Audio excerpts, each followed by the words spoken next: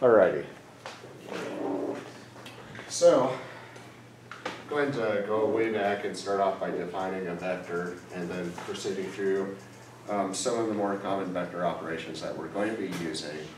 That way we can get on into some of the frame descriptions that we're going to be using as we define the robot. So, a vector is just a one-dimensional array.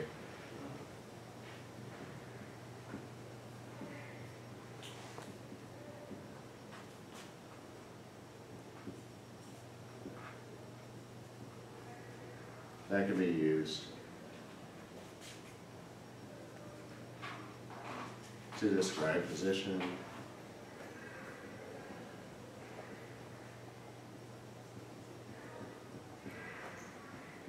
displacement, forces, so on and so forth. Okay, the two that we're going to be particularly interested in is using these vectors to describe position and displacement. Okay, position is going to correspond with an actual location in space, and displacement is going to correspond with a movement from a position in space. Okay, so we all know that a vector has two principal components. That shows a magnitude, which, when spelled correctly,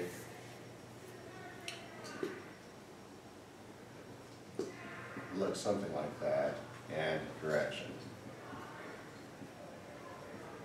Okay, in two-dimensional space, which we will be doing some of our modeling, and we will be setting up a few of our, in fact, I think the first two projects are all in the plane, so we're going to be developing a model for a planar robot. We can say that one representation for a vector is just our x and y components. This would be a vector expressed in rectangular mode. We could also express this vector in polar form by indicating that we're a certain distance away from the origin and a certain angle. Okay. In three-dimensional orientation, we could express in either cylindrical or spherical coordinate systems, but we're going to be primarily interested in expressing these vectors in a rectangular format, just in x, y, z. So the reason for this is because when we're dealing with a spherical coordinate system, we would have a magnitude with a elevation off the horizontal axis and a rotation about the z-axis. In a cylindrical system, we would have an elevation off the xy plane, and then let's see, how does it go? An elevation off the xy plane, and then a rotation angle. That makes sense. So keep in mind that even though we're looking at a vector in 3 space, we can still interpret that vector as representing a magnitude and direction. And that's what we want to do as we go forward. Okay, I didn't finish that line of thought. We have two arrangements for these vectors. One is a column vector. The other is a row vector. The reason why we're making this distinction is sometimes within our matrix we will want to look at a column vector within that matrix. Sometimes we want to look at a row within that matrix, so we'll be looking at a row. This is arranged in a, let's see, column vector would be an n by 1 arrangement. This means that we have n rows, typically 3, by 1 column. So as an example, we could say that, U is I tend to use the square brackets a lot. I know that mathematicians would slap me in the face. They would want to use these brackets to represent vectors, but I'm just better at drawing these. But as an example, a column vector, U might be expressed as the vector 1, 2, 3. Okay, versus a row vector, which is a 1 by n, meaning it has one row and n columns. We might say that n is equal to 1, 2, 3. It's the same vector, it's just arranged in a different format. And one of the reasons why we might want to interpret a vector in a row or a column format is when we get to our multiplication and our other operations that involve vectors. Okay? If we want to take, well, let me give it a different name here, V.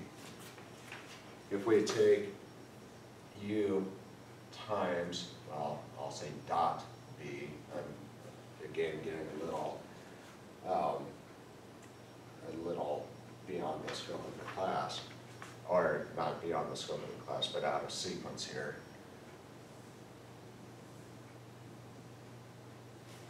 We would have something that, this is very uninteresting here.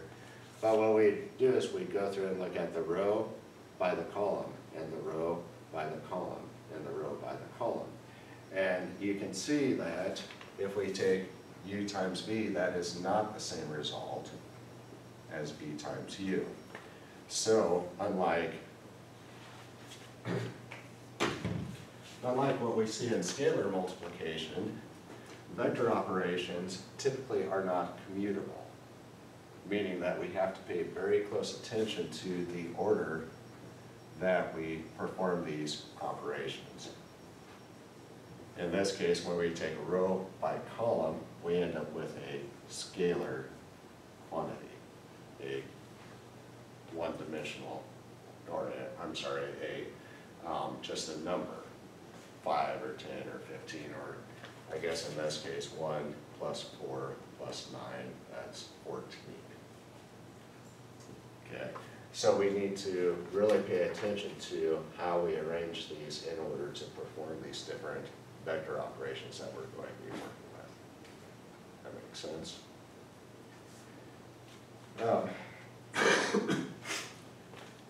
One of the things that I'll say is that I tend to be relatively forgiving when we're going through and grading this stuff, but you really need to pay attention. I know that a few of you are planning to take linear algebra or are in linear algebra right now. You will, while I'll tend to be relatively forgiving on this, your linear algebra teacher will not. They will make sure that you're setting up the problem correctly. If you perform this operation and end up with a scalar operation, you're going to get that problem wrong, because in fact this will not yield the same result as this. That makes sense?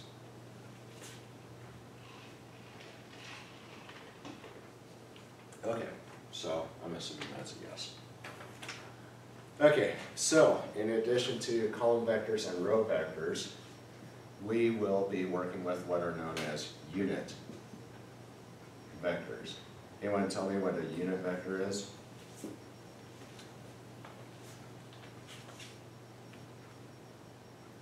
Oh yeah, that's beautiful. I am pointing at the camera at the middle segment of the board, and of course I'm writing off the side of the view window, so that's okay. I'll just have to refrain from doing that. So a unit vector is a vector with length of 1, okay?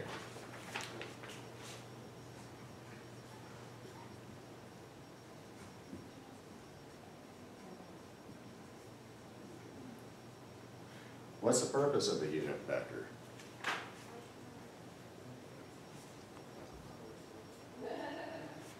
there's two parts to any vector, the magnitude and direction. If magnitude is known to be 1, then we must be interested in using this unit vector to specify direction. So this just points in the direction that a vector is shooting off in. It doesn't necessarily tell us anything about the magnitude itself. Okay, so let's see, use to indicate direction.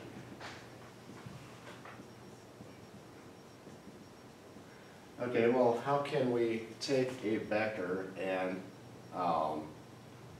determine a unit vector representation of it?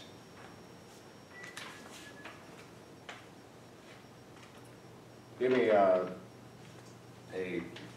interesting three-dimensional vector, just any, I don't care. If you leave it to me, I'm going to use 1, 2, 3 every time.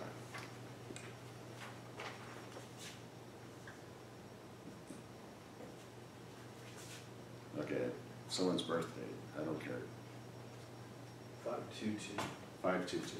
So we got this vector that's 5, 2, 2. Notice I'm writing this as a row vector. It doesn't really matter. The reason I'm writing it as a row vector is because it'll occupy less board space. Okay. How would I go through and convert this to a unit vector? And I'll denote that as U sub v. You'll notice in linear algebra there's a lot of different notations or ways of notating things. There's a few standard things that you'll see is very common, but there are a lot of different authors that notate these unit vectors and whatever else differently.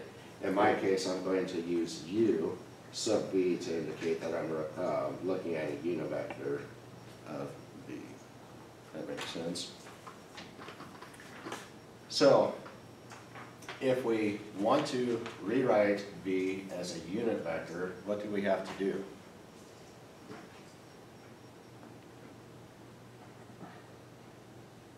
We have to determine how long it is, and then divide every quantity by that length, right? So we're going to go through and determine the length of this vector, and then divide 5 by that length, divide 2 by that length, and divide 2 by the length. That makes sense? So how are we going to determine the length of this vector? And by the way, that is denoted as the length of v.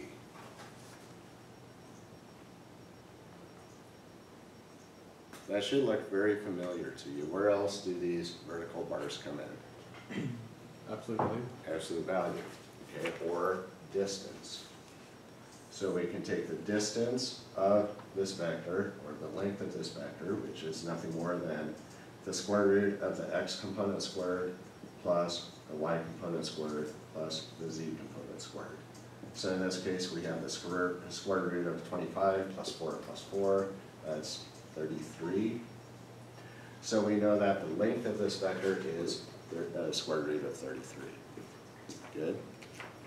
So now we can say that the unit vector associated with v is v divided by the length of v, which is 5 over square root of 33, 2 over square root of 33, and 2 over square root of 33,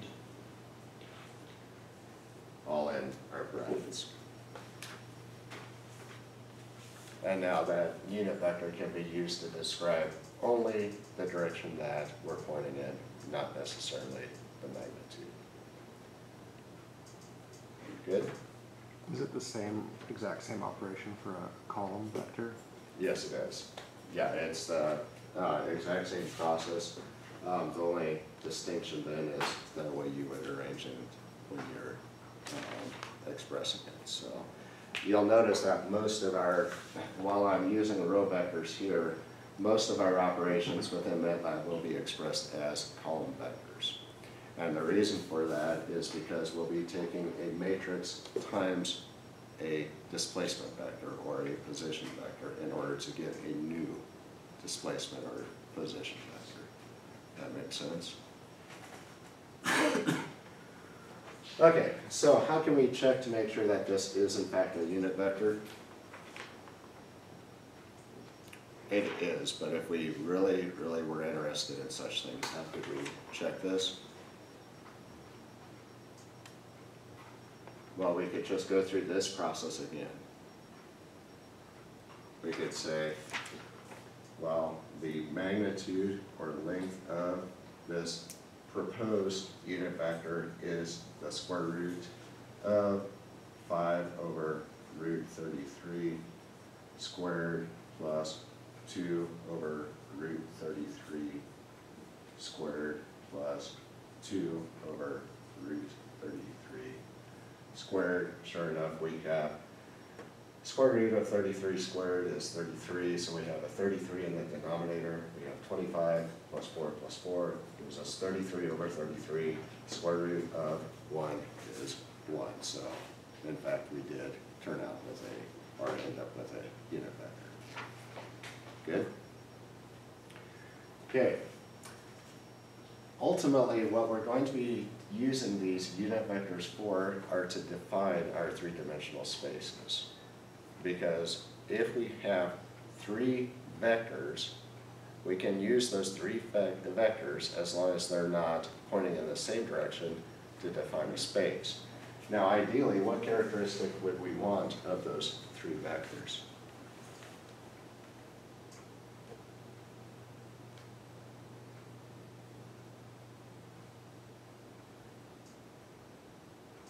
It's nice if they have lengths of 1, because then we can just say that, well, when I'm shooting off along this vector, it's just scaled by 1, so I'm going 1 and 2 and 3 and 4. Okay. If it has a length of 1.1 or square root of 33, then we'd be going root 33, 2 times root 33, so on and so forth, and that would be really irritating, right?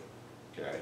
So one of the key characteristics when we're using these vectors to define a space or even a plane is that they're in fact unit vectors. Okay? What's the other characteristic that we'd really like to see when we're defining a space or a plane?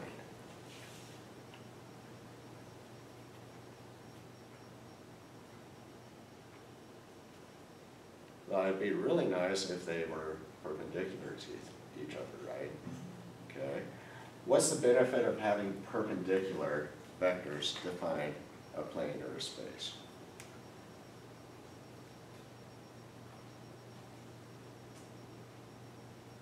Think they'll never touch each other? Well, I think you're on the right track, but you didn't quite say it right. Okay. I was about to do it again here. Let's say that we have 2 vectors. They are in fact unit vectors. One is pointing over here, and one is pointing like this. Can we use those 2 vectors to define a space or a plane? Absolutely we can, right? But what's the disadvantage of using these 2 particular vectors?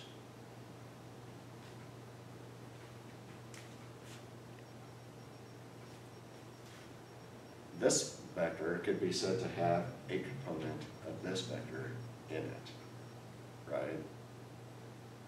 So this is kind of the same thought that when we were looking at the phasors in 221. I know a few of you haven't been in 221 yet, but when we were looking at those phasors, we said that those phasors were perpendicular, okay? The resistors were along the horizontal axis, the reactive element was along the y-axis, and the reason we did that is because we didn't want to have any interaction between those 2, okay? In this case, we could say that, well, maybe this is defined as 1, 0, and this is defined as square root of 2 over root 2 over 2, comma, root 2 over 2. We could form a basis with this, but really what we want to see is that this second vector has no x component in it. That way, when we're going along that vector, we're not accounting for any of this x component. So really what we want to have is two perpendicular vectors to define a plane and three perpendicular vectors to define a space. And when we do so, we have what's known as a orthonormal set.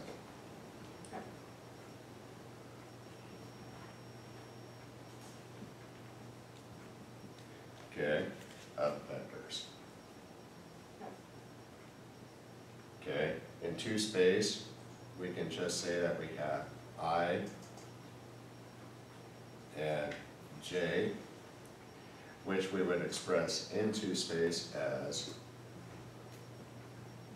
just 1, 0, and J would equal 0, 1. In three space, then we have I, J, and K.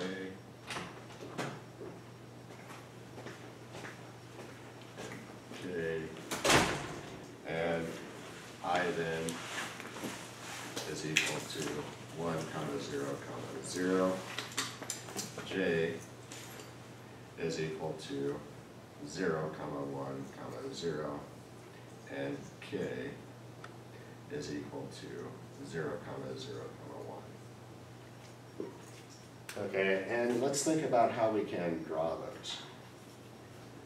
Because we're working up to three space very quickly. When we draw a two-dimensional plane,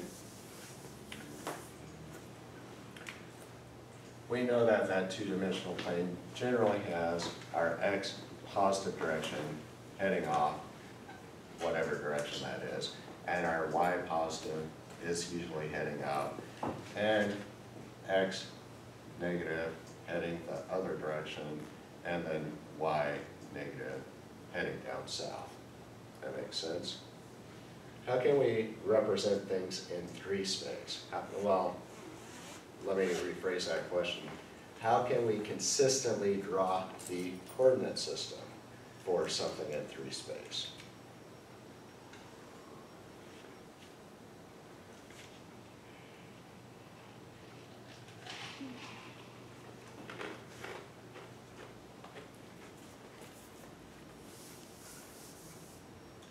So in three space, we have to kind of draw in some kind of perspective, right?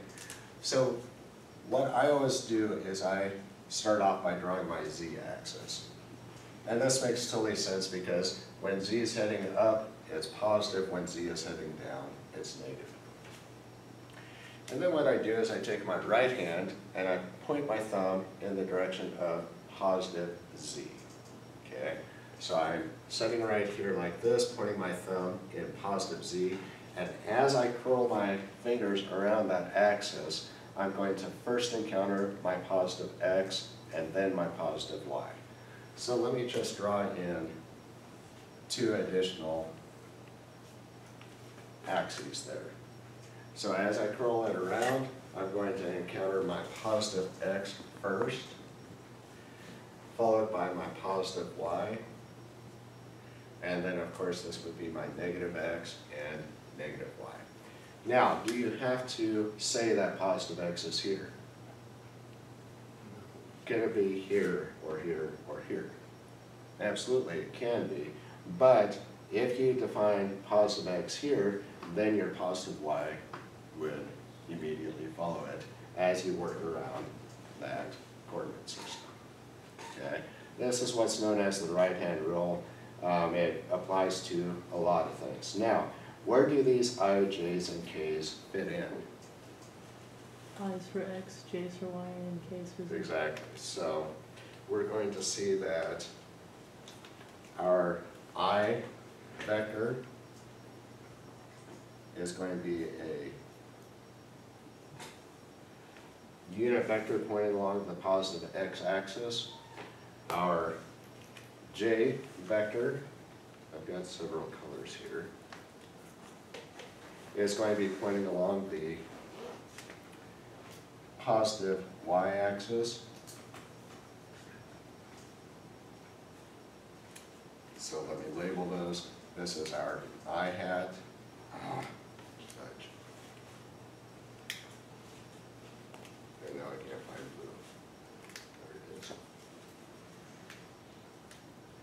So this is our I hat. This is our J hat. And then our K hat is shooting along in the positive Z direction. And if you look at this, what we can do is, with these three unit vectors, we could really break down any three-dimensional vector we wanted. For example, V over there, we could say that V, let me switch back to here, we could say that V, which equals that 5, 2, 2, could be expressed as 5I plus 2J plus 2K, if we were so inclined. Just allows us to specify which axes each of our components are going on. This representation is particularly useful when we're adding vectors together, because then that vector addition just becomes a matter of combining like terms. Good? Quiet, I need more coffee. So we didn't want these to be parallel to define a space, like you were talking about earlier. Are these orthonormal? These are orthonormal, and these are the basic set of orthonormal vectors. In fact, you can recognize these because the basic orthonormal set in three-dimensional space is I, J, K, which is equal to what?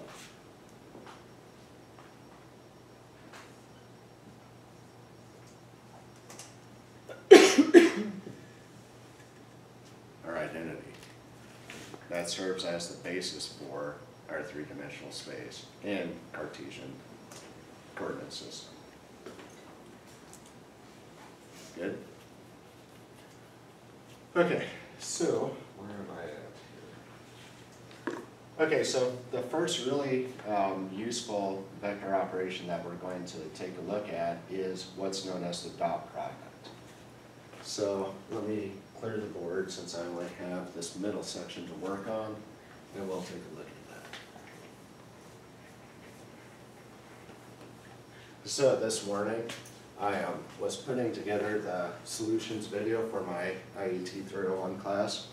And so what I would do is I would go through, work the problem, and then I'd pause the camera, erase the board, start it again, work the problem, and do that 3 or 4 times. But when I paused the camera, it only paused the video.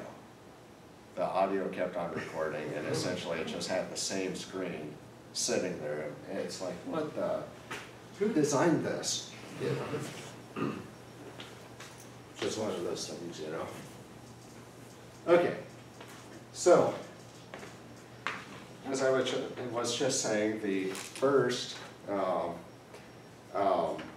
useful vector operation that we're going to work with is the dot product. Okay, when we're working with a dot product, we're going to, this is sometimes known as scalar multiplication of vectors.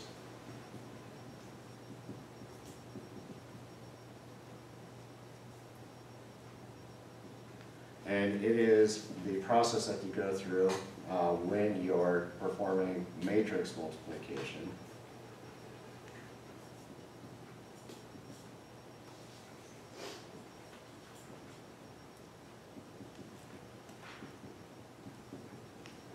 Okay, and what else do I have to say about it? One of the really interesting properties, which we'll understand here in just a second, is that the dot product of perpendicular vectors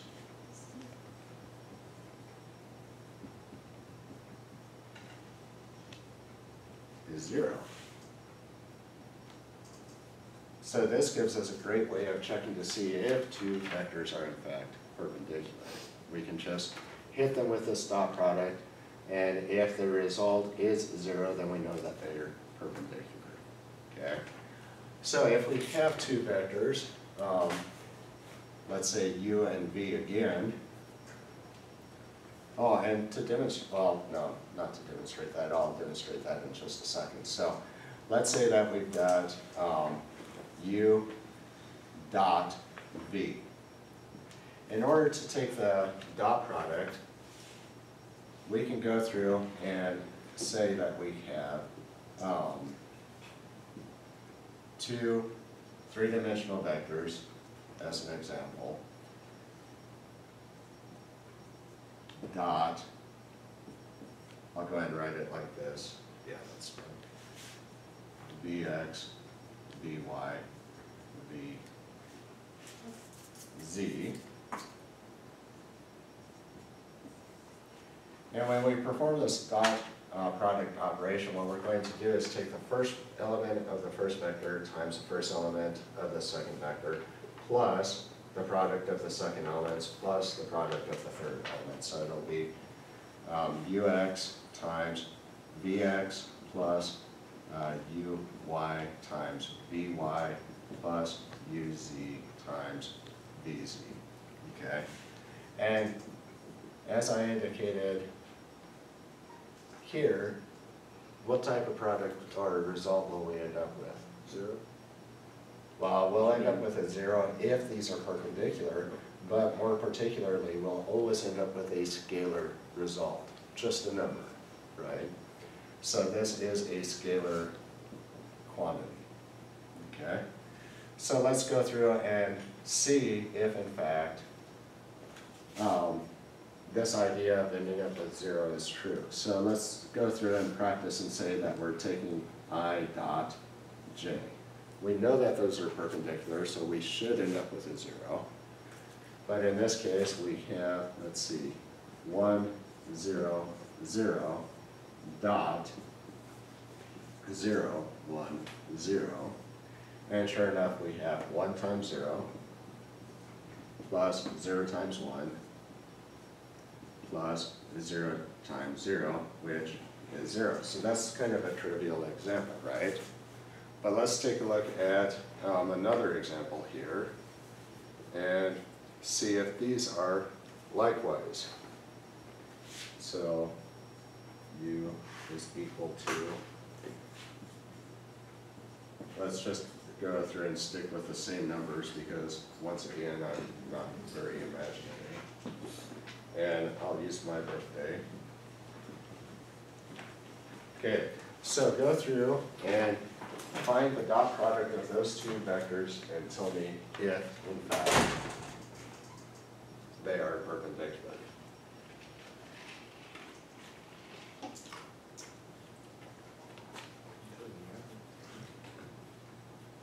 Can you just figure that out, because they're not going to equal 0? Say again. They're just not going to equal 0. And yeah, it's obviously not going to equal 0, right? Yeah. So in this case, we're going to go through and say that u dot v will equal 5 times 7 is 35, plus 2 times 2 is 4,